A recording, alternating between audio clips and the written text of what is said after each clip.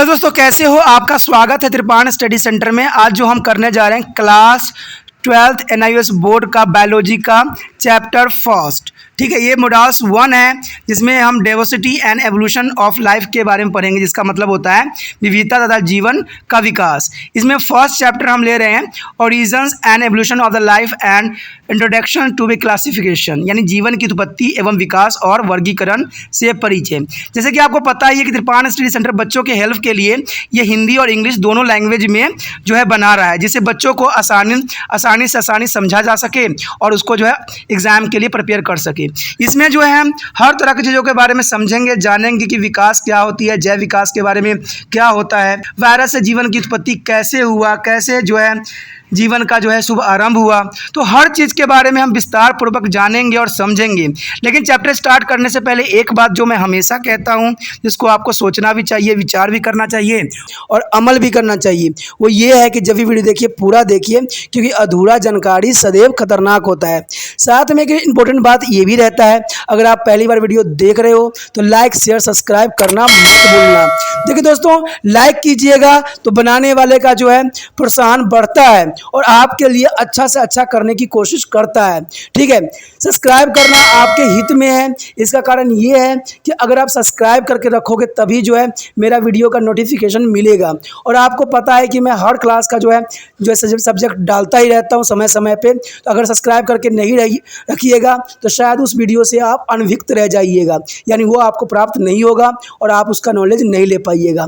साथ में जो अगर आप शेयर करते हो तो शेयर करना एक जग कल्याण के समान माना जाता है। इससे ये होता है कि मान लीजिए कोई जो है बच्चा जो है मेरी वीडियो को उसकी ज़रूरत थी और आपके थ्रू वो वीडियो उसको पास पहुंचा है, तो वो सदैव ही आपका धन्यवादी रहेगा और सदैव ही आपका जो है शुक्रिया अदा करेगा कि तुम्हारे कारण मुझे जो है वीडियो प्राप्त हुआ। तो दोस्तों, आपको पता ही होगा कि त्रिपाण स्टडी सेंटर सिर्फ एक क्लास के लिए ही अग्रसर नहीं है, ये कई क्लासों के लिए अग्रसर है। जैसे 8th 9th 10th 11th 12th CBSE के सारे चैप्टरों को कवर करेगा समय के साथ। प्लस जो है NIOS बोर्ड का 10th+2 को भी कवर करता है, सभी सब्जेक्टों का। प्लस जो है BA पंजाब यूनिवर्सिटी का जो है फर्स्ट सेमेस्टर से लेकर 6th सेमेस्टर तक 8 सब्जेक्टों को कवर करता है। प्लस जो है MA के जो है बच्चे ऑन डिमांड जो मुझे करते हैं कमेंट, उनके लिए भी त्रिपाण स्टडी सेंटर जो है अग्रसर है। देखिए दोस्तों, त्रिपाण स्टडी सेंटर इतना बड़ा है, विस्तृत है, तो आपको अभी जो है लाइक शेयर सब्सक्राइब कीजिए और अपने दोस्तों के साथ बांटिए। ठीक है, तो भूलिए मत, ये करना आपका फर्ज है और मेरा कार्य करना है आपको टॉपिक लेके चलना है। देखिए, आज देखते हैं हमारा आज टॉपिक क्या है। The next topic is connecting links.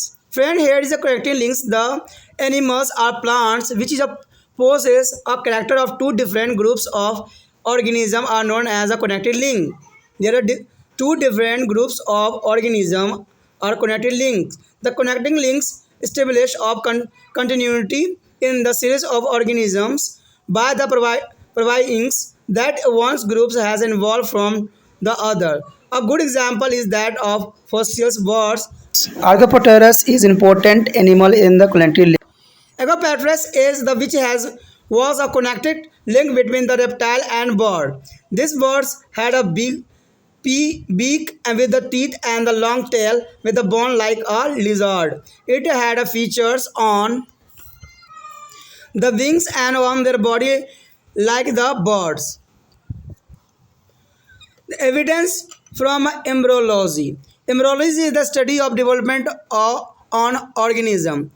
The aspect of embryology which support the doctrines of organic evolution are the similar stage of earlier development, merula, blastula, and gastrula. In all, there is animals. The embryos of all vertebrae are similar in the shape and structure in their earlier stage. This resemblance is so close that it is difficult to tell them apart or given figure. All the vertebrae started their life from a single cell, the zygote. All of them during their life history pass through the 2-layered blastula and 3 layers of gastrula stage, and they are thought fish-like stage with the gills slit. All the different aspects of embryology strongly support the fact that different classes of bacteria had a common ancestor. The evidence for a paleontology. Paleontology is a study of the fossils. Fossils are the remain are trace of the animals and plant life on the past, found embedded in the rock, either is a petrified their hard part over molded crystal and tracks. There is a fossil of the earliest era in the geological time scale where those of bacteria, then to invertebrate, and then to successively of the fishes, amphibians, reptiles, and lastly of birds and mammals. And among any mammals is promoted to fossil of humans are the most recent. Here show the structure of different kind of animal of embryos stage. The one make a fish and other a different kind of animal. Last is the mammals means humans structure. The discovery of fossil of the horse, elephant, and camels and human provide their a central history. The number of toes are decreasing from to greater speed, size gradually increasing, and teeth adopted to the eat of grass. Here show there are different kind of animals are a development and evolution for the era. The fourth point is molecular evidence of evolution. Friend, here is a some point. All organisms have a cell as the basic unit of life. The cells is made of biomolecules common to all organisms. The ribosomes, the cellular organelles are a universal occurrence in the organism, and DNA is the hereditary materials of all organisms except for some viruses. ATP, adenine triphosphate, is their molecules which is storage and release the energy for a biological process. The sum 22 amino acids from the constituent of protein of almost all organisms. The genetical code is a universal. Conception are there very few. There are center dogma which will deal with their transfer of genetic information in the cell in the same. The basic step of transcriptions and translation for the protein synthesis are similar in all organisms. The sequence of nucleotides such as that for the parameter genes TT box is a common to all organisms. The however organisms sharing some chemical characteristics and show the closer evolutionary relationship. For example, human blood protein are most similar to those of their chimpanzees. Among all the apes are the only a plant or some algae have a chlorophyll, so they are more closely related. Similarly, in the chemical constant of vitamin to the organism in the term of molecular homologous and biologically homologous, and their use in a recently time to be establish evolutionary relation and form the basis of systematics. दोस्तों हमारे जो evolution जो हुई उसमें जो सबसे important था coordinated links जो थी संयोजी कड़ियाँ थी वो बहुत ही महत्वपूर्ण योगदान दिया एवोल्यूशन यानी जो है विकास के रूप में। कहते हैं जंतु या पौधे जिनमें दो विभिन्न समूहों के जो है जीवों के जो है अभिलक्षण होते हैं उन्हें संयोजी कड़ी कहा जाता है। देखिए दोस्तों इसका डेफिनेशन अगर आपको समझ में ना आया हो तो सिंपली बात आप याद रखना कि जंतु या पौधे जिनमें दो विभिन्न समूहों के जीवों के अभिलक्षण होते हैं उन्हें हम संयोजन कड़ियाँ कहा जाता है। संयोजन कड़ियों से यह प्रमाणित हो जाती है कि जीवों के एक समूह का विकास दूसरे समूह से हुआ है। देखिए कोई भी चीज़ का जो है एक समूह से दूसरे समूह से विकास हुआ है तो ये बात आपके समक्ष आ जाती है। यही बात जीवों की श्रृंखला में एक निरंतरता स्थापित भी करती है। इसका एक अच्छा उदाहरण है जीवाश्म पक्षी। आर्कोप्टेरियस जीव जो है एक संयोजन कड़ी के रूप में जाना जाता है जो विभिन्न स्वरूप यानी जो है सांपों एवं पक्षियों वर्ग के बीच का एक संयोजन कड़ी है। इस पक्षी को जो है दंत युक्त चोंच भी थी और एक छिपकली की भांति लंबी अपयुक्त जो है पूंछ और इसके पंख भी पक्षियों की भांति थी।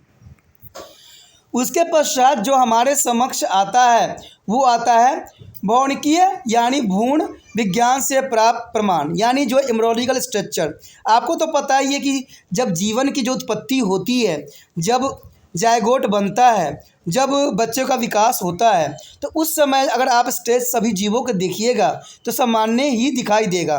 जैसे मैं चित्र में भी प्रदर्शित करने की कोशिश कर रहा हूँ, तो इसको जो है डेफिनेट कैसे किया जा सकता है, यानी भ्रूण विज्ञान जीव के परिवर्तन का अध्ययन किया जाता है। जैव विकास सिद्धांत का समर्थन करने वाले जो है यही एक पहलू इंपॉर्टेंट माना गया था। कहते हैं सभी जीवों में आरंभिक परिवर्तन की सामान्य अवस्था जो होती है, आपको जो है मेडुला हो या ब्लास्टुला हो या जो है ग्लस्टुला पाई जाती है, यानी ये सारी चीज़ें जो है सामान्य पाई जाती है। सभी कोशिकीय भ्रूण में जो आरंभिक अवस्था में जो है आकृति व संरचना के रूप में सामान्य पाया जाना एक आम सी बात है। यह समानता इतनी अधिक होती है कि इनमें भेद करना स्टार्टिंग स्टेज में बहुत कठिन होता है। जैसे आप चित्र में भी देख सकते हो, इसमें साफ प्रदर्शित हो रखा है कि पहला स्टेज से आप जो है संभवतः ये नहीं बता पाओगे कि किस जीव का जो है एम्ब्रॉयस यहाँ पर बना है। तो ये चीज़ें जो है अत्यंत महत्वपूर्ण बना देता है और ये एवोल्यूशन के कड़ी के लिए जो है इम्पोर्टेंट बात को यहाँ दर्शाता है। तो आप भी बताने की कोशिश कीजिए कि पहला स्टेज में कौन कौन से जीव जो है यहाँ पर दर्शाया गया है। कहते हैं जितने भी कोशिक जो अपनी जीव एकल कोशिका युग्म से आरंभ करते हैं। देखिए कोई भी जो होता है ना अपने जाइगोट से ही आरंभ करता है। तो ये सभी जीवों की खासियत होती है कि सब के सब जो है जाइगोट से ही अपना जीवन का जो है स्टार्टिंग करता है, यानी एकल कोशिका वन सेलुलर से बनना स्टार्ट होता है। अपने जीवन इतिहास में भी सभी द्विस्तरीय ब्लास्टुला और त्रिस्तरीय ग्लस्टुला होती है अवस्थाओं पर फिर मछली के सामान्य क्लोम छिद्र गीस क्लोर गल्फेरे की स्थिति से गुजरते हैं, यानी सब में जो होता है गल्फेरे होते हैं। भ्रूण विज्ञान के सभी विभिन्न पहलू इस तथ्य का प्रबल समर्थन भी करते हैं कि विभिन्न वर्गों के कशुक प्राणी एक जो है सर्वनिर्मित पूर्वज से ही उनका विकास हुआ है। उसके पश्चात हमारे समक्ष जो है जीव सम्मुख यानी जीवाश्म विज्ञान से प्राप्त कुछ प्रमाण। कहते हैं जीवाश्म विज्ञान जीवाश्मों का अध्ययन है। देखिए जीवाश्म विज्ञान जो होता है जीवाश्म यानी फॉसिल फ्यूल्स के जो होते हैं अध्ययन होते हैं फॉसिल्स के। जीवाश्म भूतकाल के तंतु और पादप जीवों के अवशेष हैं जो कि चट्टानों में तो आंतरिक स्थापित हुए पाए जाते हैं, सांचे में ढली बनावट अथवा चिन्ह के रूप में भी जो है अस्थीभूत पाए जाते हैं। इसको जो होता है आपको पता है दोस्तों कि बहुत साल पहले जीव जंतु जो थे धरती में दब गए थे। जब हमारा जो है हमें जो है इनका अवशेष मिला, तो अवशेष से जो है हम इनके बारे में कुछ कल्पना निर्धारित किया, उस कल्पना को ही हमने आगे भी बढ़ाया।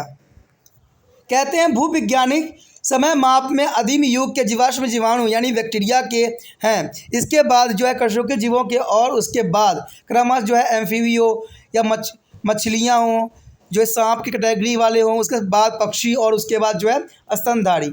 यानी आप कह सकते हो कि जो स्पीसीज हो या आपका एम्फीबियंस हो या रेप्टाइल हो या बर्ड्स हो या आपके मेमल्स हो, सबके मिलते जुलते रहते हैं। स्तनधारियों में भी सामान्य मानववादी जीवाश्म भी मिले हैं जो हमारे स्तनधारी यानी मेमल्स के कैटेगरी में आते हैं। इसका जो है घोड़ा, हाथी, ऊंट और मानव के अब तक के प्राप्त जीवाश्मों से उनके पूर्वजों के इतिहास का पता चला है। अधिक तीव्र गति के लिए जो है पदा अंगुलियों की संख्या घटी और उससे क्रमश इसका जो आकार बढ़ा और दांत जो है घास खाने के लिए अनुकूल होते चला गया। जैसा कि आप इस चित्र में भी देख सकते हो कि पहले किस कैटेगरी थे और कैसे कैसे जो है इनमें जो है चेंजेस आया। इक्वल्स में थे, फिर मेरी हिप्पस में गए, मीसो हिप्पस में गए, फिर यो हिप्पस में कन्वर्ट हो गए। तो यही जो है कुछ चरण जो है एविडेंस देता है एवोल्यूशन का। उसके पश्चात जो हमारे समक्ष है विकास के आणविक प्रमाण। देखिए दोस्तों विकास के आणविक जो प्रमाण है वो भी बहुत ही महत्वपूर्ण यहाँ पर जो है भूमिका अदा करता है, क्योंकि आपको ये बात शायद याद भी हो कि सभी प्राणियों में कोशिकाएं जीव की मूलभूत इकाई होती है। आपको पता है ना सभी जीव जो है कोशिकाओं से बनी होती है। ये अत्यंत महत्वपूर्ण है इस प्रमाणित करने के लिए। कोशिका जो होते हैं जैव अणुओं से निर्मित होती है जो कि सभी प्राणियों में सम्मिलित होती है, यानी सभी प्राणी जो होते हैं जैव अणुओं से ही निर्मित होती है। ये तो आपको भी पता है, मुझे भी समझ है। उसके बाद दूसरी बात आती है राइबोसोम की बात। कहते हैं राइबोसोम कोशिका अंग सभी जीवों में पाई जाती है जो दूसरा प्रमाणित करती है। उसके पश्चात जो है डीएनए स्ट्रक्चर। कहते हैं डीएनए स्ट्रक्चर जो है सभी जीवों के आनुवंशिक पदार्थ है केवल कुछ विषाणुओं को छोड़कर, यानी कुछ विषाणु जो होते हैं डीएनए से नहीं बने होते हैं, अदरवाइज जितने भी हैं सब डीएनए से ही बने होते हैं। उसके बाद इम्पोर्टेंट आता है एटीपी की। दोस्तों आपको पता है कि एटीपी के बारे में भी पढ़ा होगा, एडेनाइन ट्राइफॉस्फेट के नाम से भी ये जाना जाता है, जहाँ पर जो होती है जैव प्रक्रियाओं के लिए ऊर्जा संग्रहण करने का मोचन वाले अणु होते हैं, यानी ऊर्जा स्टोर करने का सबसे अच्छा तरीका होता है, जो मैक्सिमम सभी जीवों में पाया जाता है, चाहे पौधे हों चाहे वो जीव जंतु हों। ठीक है, कहते सभी जीवों में सामान्य 22 अमीनो अम्ल प्रोटीन के अवयव होते हैं, यानी 22 अमीनो अम्ल जो होते हैं सभी जीवों में प्रेजेंट होते हैं। उसके बाद जीव कोड सर्वाधिक होती है, यानी जो जीवों का जो कोड होती है, आनुवंशिकता होती है, वो सभी में पाई जाती है।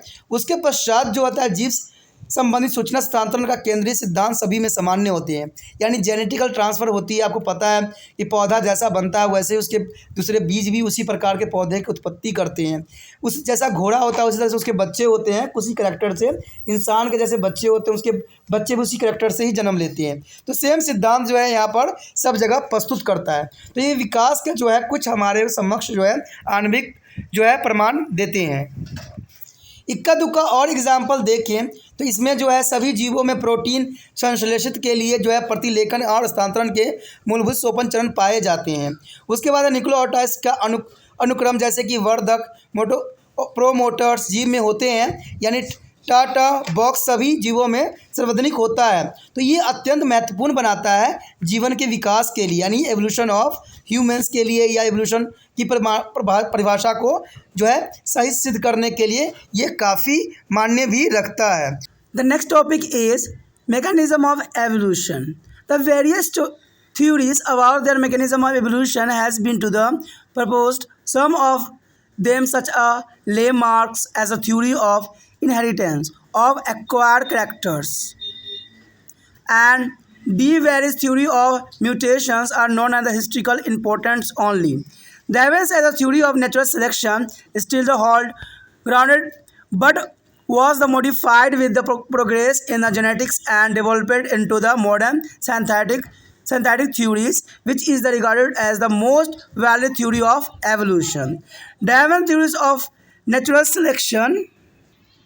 This theory is proposed by the English scientist Charles Darwin is 1809 and 1882, explaining the mechanism of evolution through their theory of natural selection.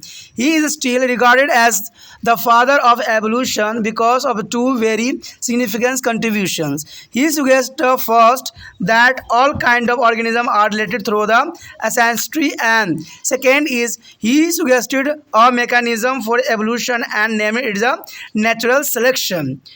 According to the Darwin's, organisms produce more offspring and than can be survived because environmental resources are limited.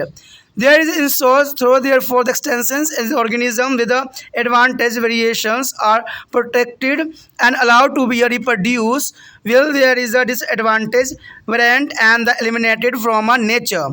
This is what was the term of natural selection by Darwin is the most important for exam view. Here, according to Darwin, when to the environment of changes, new adaptations get selected in a nature, and after many generations, sufficient characteristics will have been changed so as to be alerted their species into a new one origin of species.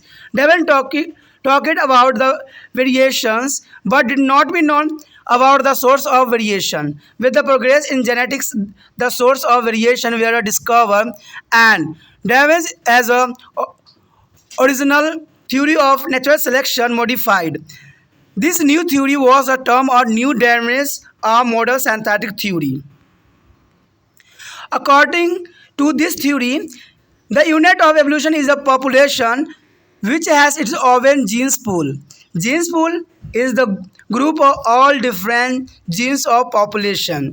And secondly, heritables, genetical change appear in the individuality of populations. These heritable change or variations occur due to small mutation in these genes or in the chromosome and their recombinations. And third is natural selection selected the variation which help in the adapting to be the environment. And fourth is a change in the genetical constitutionally of population selected by the nature selection is responsible for evolution of new species. Since through there is interaction of their variation and natural selection, more offspring with a favorable genetical change are born. This is called to a differential reproduction. देखिए दोस्तों, यहाँ पर जो हमारे समक्ष बताया गया है विकास की प्रक्रिया, आखिर जो विकास की जो प्रक्रिया हुई है वो किस प्रकार हुई है, इस बात पे जो है बहुत से थ्योरी अपने अपने हैं। बट इसमें जो है डार्विनिस्ट ने जो दिया था थ्योरी बहुत ही सक्सेसफुल था। कहते हैं एक डार्विनिस्ट ने थ्योरी नहीं दिया था, बहुत से साइंटिस्टों ने अपना अपना थ्योरी इसमें दिया था। बट जो है डार्विनिस्ट का जो है ही सिलेक्शन को ही काफ़ी हद तक अप्रूवल मिला और यही आगे चल के जो है सिद्धांत भी बनी। कहते हैं विकास की प्रक्रिया के अनेक सिद्धांतों का जो है प्रतिपादन यहाँ पर किया जा चुका है। उनमें से कुछ जैसे लेमार्क का, ठीक है, जिसमें बताया गया था अर्जित लक्षणों की जो अनिश्चितता के ऊपर उन्होंने अपना सिद्धांत प्रस्तुत किया था। उसी तरह से जो है डी व्रिज का जो है परिवर्तन का सिद्धांत अब केवल ऐतिहासिक महत्व के रह गए हैं, यानी सिर्फ वो इतिहास में सिर्फ ये जो है थ्योरी बनी है, लॉ नहीं बनी। उसके पश्चात जो हमारे समक्ष आया वो आया था डार्विन का प्राकृतिक वर्ण का सिद्धांत, यानी नेचुरल सिलेक्शन। आज भी मान्यता प्राप्त है, लेकिन आनुवंशिक जो थी यानी जेनेटिक्स की बात जो की गई थी कि जो प्रगति के माध्यम से इसका परिकर्षण हुआ और यह आधुनिक संश्लेषित सिद्धांत के रूप में जो है काफ़ी प्रसिद्ध हुआ। कहते हैं इस विकास की जो परिवर्तन समय में सर्वाधिक समानता प्राप्त विकास के सिद्धांत में से एक माना गया। डार्विन का प्राकृतिक वर्ण का सिद्धांत जो थी, कहते हैं एक अंग्रेज विज्ञानी चार्ल्स डार्विन ने 1809 से लेकर 1882 ईस्वी में तक अपना कार्य किया और प्राकृतिक चयन के सिद्धांतों के आधार पर विकास प्रक्रिया की व्याख्या भी की। वह आज भी दो बहुत ही महत्वपूर्ण योगदान के कारण विकास का जन्मदाता माने जाते हैं। उन्होंने सुझाव पहला दिया था कि समस्त प्राणी जो है पूर्वजता द्वारा एक दूसरे से संबंधित है, जो कि बहुत ही महत्वपूर्ण था, यानी हम सब जितने भी जीव जंतु हैं सब एक दूसरे से जो है संबंधित हैं। उसके बाद उन्होंने दूसरी बात जो साफ शब्दों में बताई थी कि उन्होंने विकास की एक प्रक्रिया जो सुझाई और उसका नाम प्राकृतिक वर्ण यानी नेचुरल सिलेक्शन दिया, जो कि बहुत ही महत्वपूर्ण माना जाता है। ठीक है, और बहुत महत्वपूर्ण में से एक बात भी रखती है। डार्विन के अनुसार जो है जीव बड़ी संख्या में संतानित पैदा करते हैं, जो जीव होते हैं बहुत संख्या में जो है संतान पैदा करते हैं, जो जीवित रह सकने वाले जीवों से कहीं अधिक होते हैं। क्योंकि पर्यावरणीय संसाधन सीमित है, अंततः उन्हें अस्तित्व के लिए संघर्ष करना पड़ता है और जीव संघर्ष में केवल वही जीव बचे रहते हैं जिनमें लाभकारी अनुकूलन हो चुके होते हैं, यानी जिनमें प्राकृतिक से दो हाथ करने की क्षमता आ गया हो और प्राकृतिक जिन्होंने वर्ण कर चुके हों, यानी प्राकृतिक के रिगार्डिंग अपने आप को ढाल लिए हों, वही प्राकृतिक में बने रह सकते हैं, बच जाते हैं और जनन करते हैं और आगे उनका जीवन जो है चलता है। जबकि हानिकारक अनुकूलन वाले जीव प्रकृति से हटा दिए जाते हैं। डार्विन ने इसे प्राकृतिक वर्ण कहा, क्योंकि कुछ जो होते हैं कमज़ोर टाइप के जीव होते हैं जो प्राकृतिक में संघर्ष नहीं कर पाते हैं, तो ये जो था वो जीवित सर्वाइव नहीं कर सकते हैं। देखिए ये बात जो उन्होंने बताया था कि जो कमज़ोर होते हैं वो प्राकृतिक में सर्वाइव नहीं कर सकते हैं, तो इस बात के लिए भी उनको जो है बहुत से आलोचकों का जो है बातों का सहन करना पड़ा। फिर जाके जो है इसको एक नया रूप दिया गया, जिसमें जो बताया गया था वो डार्विन के अनुसार जैसे जैसे पर्यावरण बदलता है वैसे वैसे प्राकृतिक में नए अनुकूलन का जो वर्ण होती रहती है और कई पीढ़ियों के पश्चात एक जाति को दूसरे जाति में परिवर्तन करने के लिए पर्याप्त अभिलक्षण विकसित हो चुके होते हैं ताकि एक नई जाति बन जाए, यानी जाति की उत्पत्ति बहुत ही महत्वपूर्ण यहाँ पर बात रखती है। डार्विन ने विविधता की बात की, लेकिन उन्होंने विविधता के स्रोतों की जानकारी नहीं दी थी। ये बात जो है डार्विन की कमियों में से एक माना जाता है कि उन्होंने विविधता के ऊपर कोई विचारधारा अपना प्रस्तुत नहीं किया था। कहते हैं आधुनिक जो उन्होंने बताया था आधुनिक युग में, यानी आनुवंशिकता के प्रगति के साथ विविधता के स्रोतों की खोज भी हुई और डार्विन के प्राकृतिक वर्ण के मूल्य सिद्धांत को थोड़ा परिवर्तन कर दिया गया और उन्हीं के नाम से जो है नया सिद्धांत रखा गया। उसे हम आजकल जो है नव डार्विन या आधुनिक संश्लेषित सिद्धांत के नाम से भी जाना जाता है।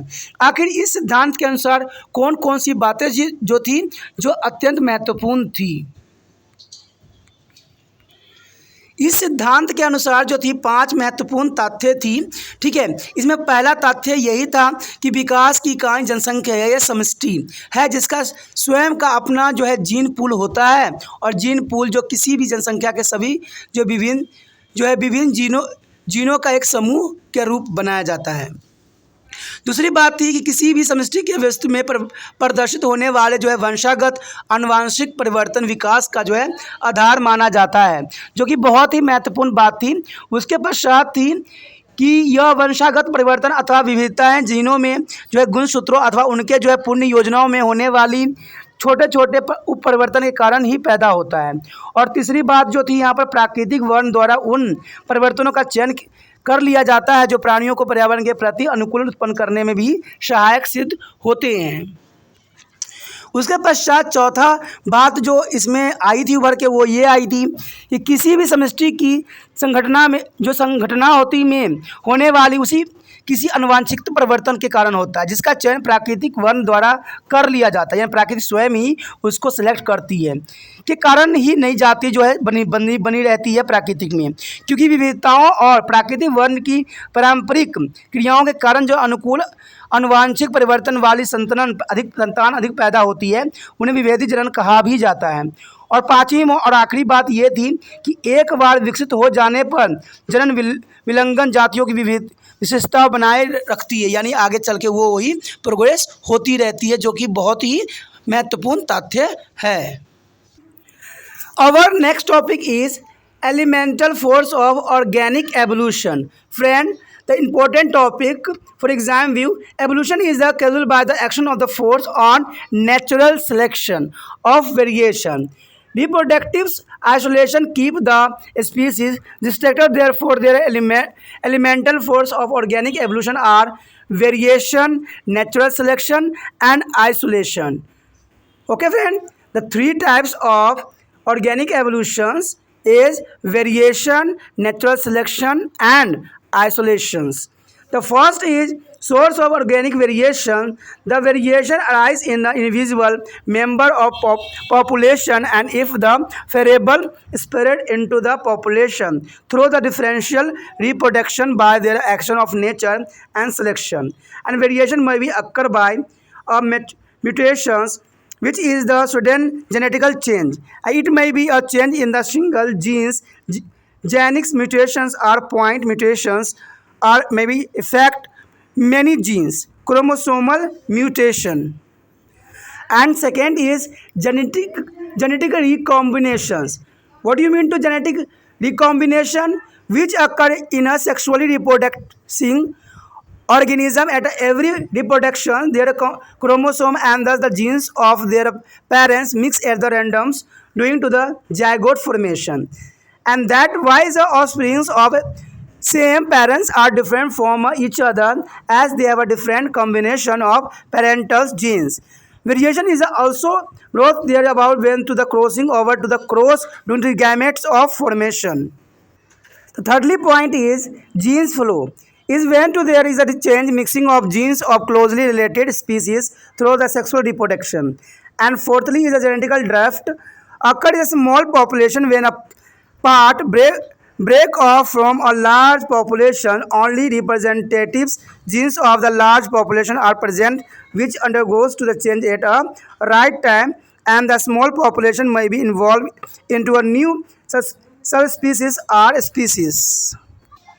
दोस्तों, जैसे कि यहाँ पर बताया गया है कि जैव विकास के मूलभूत कारक कौन थे, यानी जैव विकास के जो थे मूलभूत कारक कौन कौन से थे, तो ये अत्यंत महत्वपूर्ण है एग्ज़ाम व्यू से, और आपको ये करने की आवश्यकता भी है, क्योंकि ये चीज़ें कई बार एग्जामिनर का बहुत ही फेवरेट क्वेश्चन बना है। बच्चे इसको इग्नोर करते हैं, बट एग्जामिनर इग्नोर नहीं करता है। जैसे आप जो बच्चों को शेयर करना इग्नोर कर देते हो, तो भाई यहाँ पर एग्जामिनर थोड़ी है जो आप जैसा बनेगा कि देखते हैं फिर भी लाइक शेयर सब्सक्राइब नहीं करते हैं। तो चलिए, ये तो था आपकी प्रॉब्लम, हमें तो भाई अपना करना है, लेकिन यहाँ पर जो है एग्जामिनर जरूर इस क्वेश्चन को डालेगा, ये मेरा विश्वास है। कहते हैं प्राकृतिक, जैसे कि आपने देखा होगा जैव विकास के मूलभूत कारक क्या थे, तो इसके जो है मेन 3 कारक बनते हैं। प्राकृतिक वर्ण द्वारा विविधताओं में चयन प्रक्रिया होने पर विकास होती है, ठीक है, यानी चयन होती है तभी उसका विकास भी होती है, ये मेन बात आती है, क्योंकि नेचर में तो यही होता है। जनन विकलन के कारण जातियों की विशेषता बनी रहती है, यानी इससे क्या होता है, वो जाति जो है सदैव बनी रहती है, ठीक है। इसलिए जैव विकास के मूलभूत कारक जो थे विविधता होती है, प्राकृतिक वर्ण होती है और विलंगन होती है। तो सबसे पहले हमारे समक्ष जो आता है वो आता है जैव परिवर्तन में विभिन्न सूत्र, यानी पहला जो है विविधता।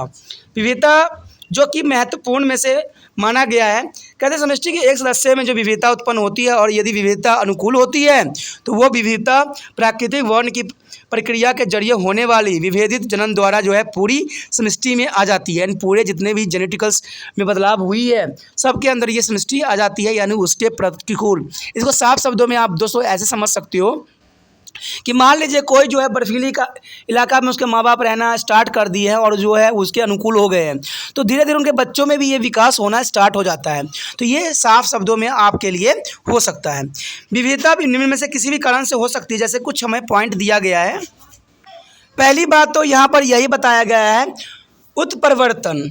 इसका अर्थ यही होता है दोस्तों कि ये एक अकार्मिक अनुवांशिक परिवर्तन होता है जिसके जो उत्तर परिवर्तन एक जीन में परिवर्तन यानी जीन के उपरिवर्तन का बिंदु उत्परिवर्तन हो जा सकता है या कई जीनों के प्रभावित भी कर सकता है। कहते हैं ना कि एक जीन जो है कई जीनों में प्रभावित करके जो है गुणसूत्रों की जो उत्परिवर्तन भी किया जा सकता है। तो ये अत्यंत महत्वपूर्ण है। आज जो है बड़े बड़े साइंटिस्ट जो है इसी जीन को जो है परिवर्तन करके नए जीव की विकास करने के होड़ में लगे हुए हैं, जो आने वाला समय में विनाशकारी भी होगा। ये तो मुझे पहले ही पता है, लेकिन क्या करें, साइंस जो है कभी एक्सपेरिमेंट करना छोड़ नहीं सकती है। उसके पश्चात है अनुवांशिक पुनर्नियोजन। ठीक है, अनुवांशिक पुनर्नियोजन जो है बहुत ही महत्वपूर्ण है। ठीक है, यह जनन लैंगिक रूप से जो है पुनरुत्पादन करने वाले जीवों में प्रत्येक बार जनन करने पर होता है, जो युग्मनज निर्माण में माता पिता के गुणसूत्र व इस प्रकार जीन यादृच्छिक रूप से मिलते हैं। इसलिए सामान्य माता पिता की संतान या माता पिता के जीन के विभिन्न संयोजन के कारण भिन्न भिन्न होती है। अर्ध गुणसूत्र के पश्चात युग्म निर्माण के समय जब जीन विनिमय होती है तभी विविधता भी आती है, यानी तभी जो है आनुवंशिकता में परिवर्तन देखने को मिलता है। तीसरी बात यहाँ हमारे समक्ष आता है जीन प्रवाह। देखिए, लैंगिक जनन से जो है निकट संबंधित स्पीशीज़ों के जीनों के मिश्रण की संभावना की स्थिति में जीन प्रवाह होती है, तो जो अत्यंत महत्वपूर्ण भी मानी जाती है। उसके बाद आनुवंशिक विचलन। देखिए, आनुवंशिक विचलन भी अत्यंत महत्वपूर्ण रखता है। कहते हैं बड़ी समष्टि के अलग हुई किसी छोटी समष्टि में ऐसा होता है। बड़ी समष्टि के केवल प्रतिनिधि जीन ही विद्यमान रहते हैं जिनमें सही समय पर परिवर्तन के परिणाम स्वरूप इन उप स्पीसीज या स्पीसीजों की छोटी समष्टि विकसित हो जाती है। देखिए दोस्तों, कुछ गुण जो होता है उसको नेचर में बनाए रखने में जो है बहुत ही महत्वपूर्ण योगदान देता है। आगे का टॉपिक जो रह गया है दोस्तों हम अगले पार्ट में करेंगे, अगले भाग में करेंगे। तो आप इस तरह बने रहिए त्रिपाण स्टडी सेंटर के साथ और अपने दोस्तों के साथ भी शेयर कीजिए। इसी के साथ जो है दोस्तों हमारा टॉपिक आज खत्म हो रहा है।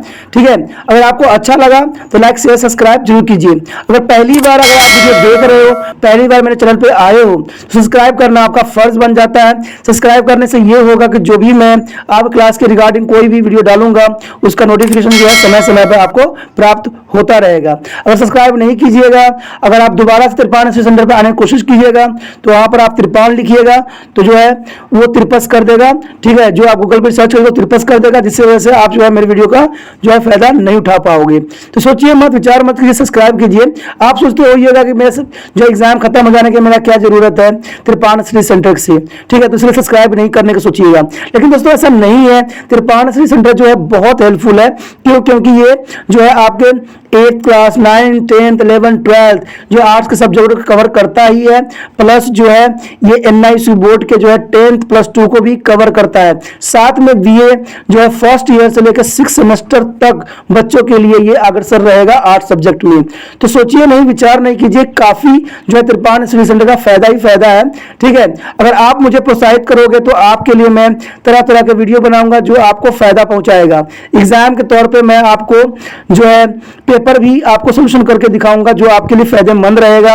अगर नहीं सब्सक्राइब कीजिएगा, मेरा मनोबल घटेगा, तो हो सकता है कि आपको फिर दोबारा मैं नया वीडियो बनाऊं और आपको फायदा ना पहुंचाऊं। तो अभी भी नहीं सोचिए, मेरा जितना आप फैलाइएगा, जितने दूसरे बच्चों के साथ शेयर कीजिएगा, उतना जो है मैं आपके लिए कार्य करने में अग्रसर रहूंगा। ठीक है दोस्तों, इसलिए सोचिए मत, विचार मत कीजिए, अभी सब्सक्राइब कीजिए और अपने व्हाट्सएप स्टेटस पे लगाइए और दूसरे बच्चों के साथ भी शेयर कीजिए। ठीक है दोस्तों, अपना ध्यान रखना। बाय।